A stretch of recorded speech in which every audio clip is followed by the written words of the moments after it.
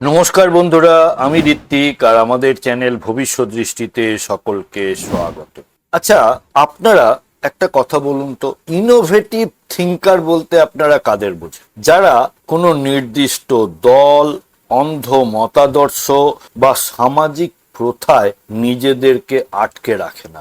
আর খেয়াল করে দেখবেন যেসব জাতক জাতিকার জন্মপত্রিকাতে কেতুদেব কুম্ভ রাশিতে অবস্থান করছে, তারা এই ধরনের মেন্টালিটির মানুষ হয়ে থাকে। এরা চরম স্বাধীনচেতা এবং মানবিক মূল্যবোধ সম্পন্ন মানুষ হয়ে থাকেন। বন্ধু বা সমাজের সাথে মিশলেও ভেতরে ভেতরে এক অদ্ভুত মানসিক অনাসক্তি বজায় রাখতে পারে। সোশ্যাল মিডিয়ায় সস্তা লাইক, কমেন্ট বা বড় বড় ফ্রেন্ড সার্কেলের ভরং থেকে এরা নিজেকে বাঁচিয়ে রাখে। 8-10টা চেনা ছকের বাইরে গিয়ে সম্পূর্ণ স্বাধীন ও ইউনিক কিছু করার মানসিকতাই এদের মধ্যে কাজ করে। শনির এই রাশিতে কেতুদেব অবস্থান করায় এরা advanced software research, data science ও আর্টিফিশিয়াল ইন্টেলিজেন্স, বিকল্প শক্তি, পরিবেশ গবেষণা, এনজিও এই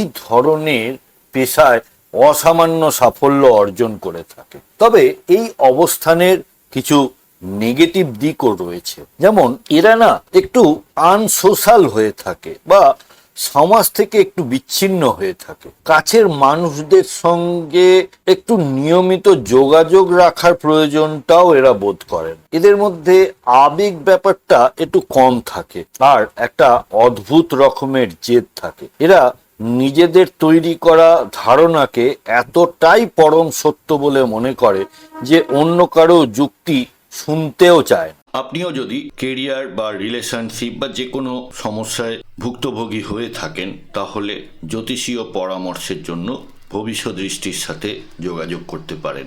নিচে ওয়েবসাইট এবং হোয়াটসঅ্যাপ নাম্বার দেওয়া রইল। বন্ধুরা, ভিডিওর কন্টেন্ট ভালো লাগলে লাইক, কমেন্ট, শেয়ার করতে ভুলবেন না। আর এই ধরনের ভিডিও আরও দেখতে প্লিজ চ্যানেলটি সাবস্ক্রাইব করবেন। অনেক ধন্যবাদ।